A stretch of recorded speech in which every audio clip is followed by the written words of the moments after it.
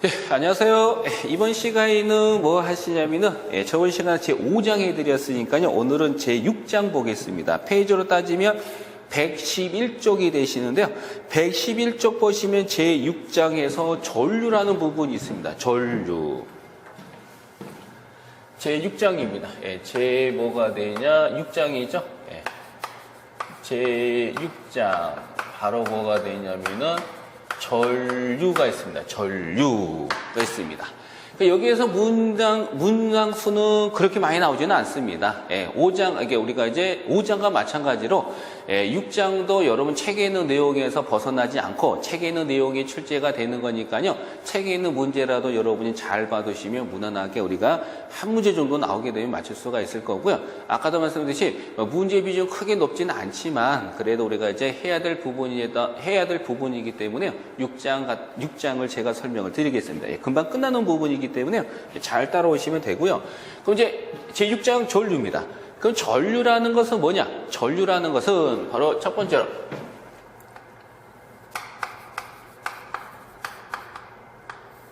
전류입니다. 그러면 전류라는 것은 뭐냐? 전류라는 것은 바로 뭐냐? 전류라는 것은 전하가 이동하는 현상을 뭐라고 부르는 것을 전류라고 부릅니다. 다시 전류라는 것은 전하가 이동하는 현상을 뭐라고 부르는 것을 전류라고 부릅니다. 그러면 요거를 기울어는 뭐가 되냐? I를 써서 나타내고요. 이때 전류라는 것은 전하가 이동하는 현상이 전류죠.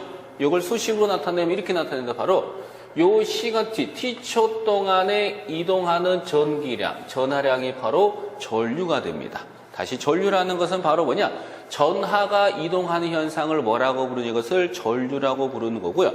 이때 전류를 기울이는 I를 쓰고 전류를 수식으로 나타내면 T초 동안에 이동하는 전기량, 전하량이 바로 전류가 되는 겁니다.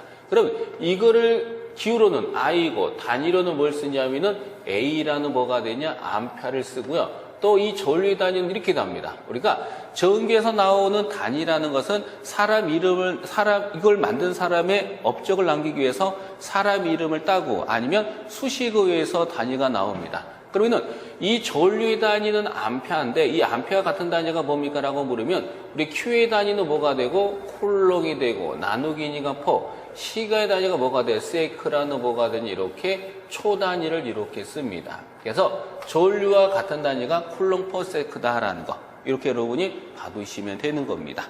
이게 첫 번째가 되고요. 이제 두 번째 봅니다. 두 번째가 전류 밀도 볼까요? 전류 밀도입니다.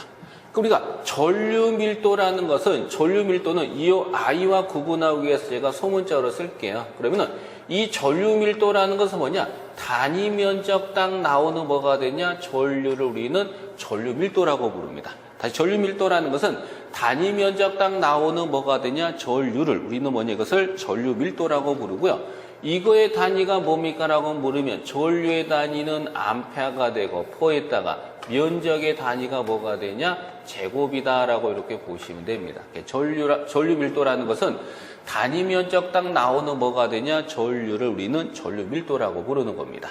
이렇게 해서 우리가 두 번째를 이렇게 보시면 되는 겁니다. 그 다음 우리가 이제 세 번째를 보겠습니다. 세 번째. 이제 우리가 이제 세 번째를 한번 볼게요. 이제 세 번째는 여러분 교재 다 있는 겁니다. 제가 여러분 책에 교재 있는데 그냥 제가 한번 적어 본 건데 교재 몇 페이지 보시냐면은 112페이지 보시면 내용들이 다 있는 겁니다. 이렇게 여러분이 참고하시면 되고요. 여러분 다 있는 건데 제가 그냥 간략하게 중요한 것만 제가 요점해서 지금 설명을 드리는 거고요. 그럼 이제 세 번째로 뭐 할 거냐면 여러분 교재 112쪽 보시면요. 여러분 거기에 보면은 이제 큰 2번의 전류 밀도의 발산에서 가로 2번 보니까 전류의 뭐가 되냐? 연속성이라고 있는 거 보이시나요? 전류의 뭐가 되냐? 연속성이라고 있죠? 세 번인가요? 전류 연속성입니다.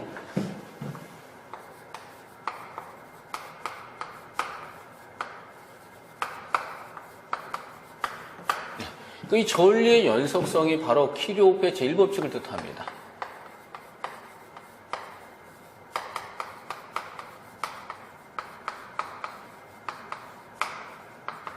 전류의 연속성이라는 것은요, 바로 키르호프의 제1법칙을 뜻합니다.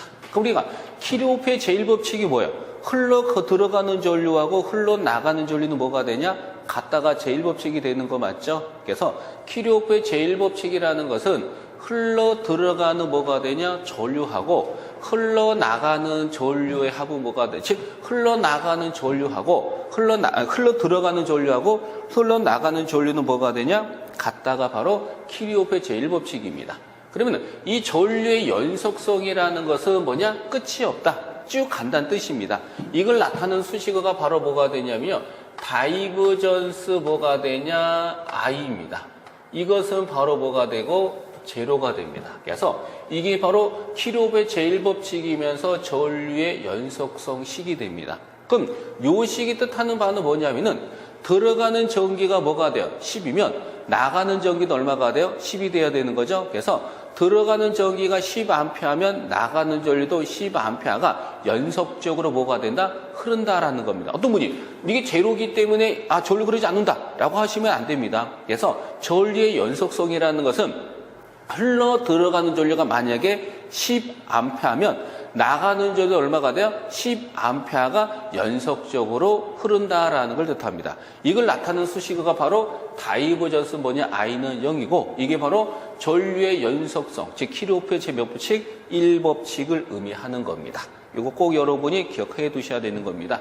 그 다음에 이제 뭐가 있냐면은 이제 네 번째가 있어요. 네 번째. 네 번째로는 이제 뭐 하냐면 우리가 옴의 법칙이라고 있습니다. 옴의 법칙.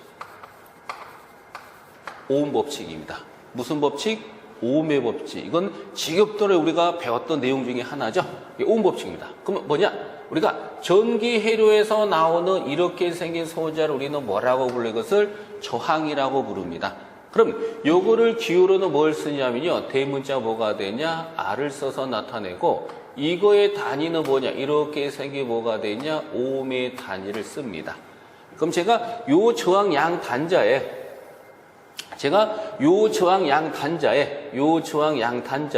제가 뭐를 이렇게 전압을 제가 이렇게 뭐냐? 갖다 겁니다. 뭐를 걸어요? 전압을 걸어요. 그럼 전압을 갖다 걸면 여기에는 뭐가 되냐? 전기가 흐르죠. 이때 전기가 흐른다는 것은 한자로 흐를 유를 붙여가지고요. 전기가 흐른다라는 것을 요거를 전류라는 표현을 쓰는 겁니다. 그래서 많은 전압을 갖다 걸면 뭐가 흐를 거다? 많은 전류가 흐르는 겁니다. 그러면 이 V는 전압이고 I는 전류고 R은 뭐가 되냐? 저항이죠. 그처럼 V와 I와 R 사이에는 어떤 법칙이 성립하는데 무슨 법칙이 성립하냐? 오음 법칙이라고 있습니다. 그래서 오음 법칙에서 전압 V라는 것은 바로 뭐 곱하기 오음 곱하기 I다 해서 이것을 무슨 법칙? 오음의 법칙이다라고 부르고요.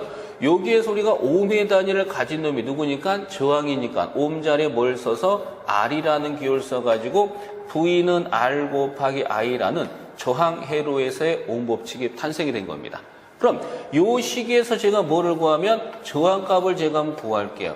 그럼 저항을 구하면 R을 물었으니까 I 필요 없죠? 그럼 곱하기가 넘어가면서 나누기가 되니까 이것은 I분의 뭐가 되고 V가 되는 거고요. 이 시기에서 다시 뭐를 구하면 I 값을 구하면 여기에서 I를 물어서 알 필요 없죠? 그럼 똑같아요. 그럼 곱하기가 넘어가면서 나누기가 되니까 I는 R분의 뭐냐? V가 됩니다. 이게 바로 저항 회로에서 무슨 법칙이다? 오음 법칙입니다. 그럼 이 식에서 전압하고 저항은 무슨 관계예요? 비례고 전압하고 전류는 무슨 관계예요? 비례고 저항하고 전류는 뭐가 되냐? 반비례고 전압과 전압은 뭐가 되냐? 비례죠. 그럼 I하고 R은 뭐야? 반비례지만 I하고 V는 또 뭐가 되냐? 비례가 됩니다. 이게 바로 뭐냐? 오음 법칙입니다. 이게 바로 저항 회로에서의 오음 법칙이구나 라는 것을 여러분이 이렇게 봐두시면 되는 겁니다. 그 다음에 이제 또 뭘 보실 거냐면은 바로 뭐냐면은 바로 113페이지 보시면요. 113페이지 보시면 여러분 첫 번째, 세 번째 가지고 전기저항이라고 있는 거 보이시죠? 이거 한번 볼까요? 우리는 다섯 번째로 볼까요? 다섯 번째가 바로 뭐냐면은 전기저항이 있습니다. 이 전기저항이 바로 뭐냐면은 도체 저항을 뜻하는 겁니다. 그러면 어떤 도체가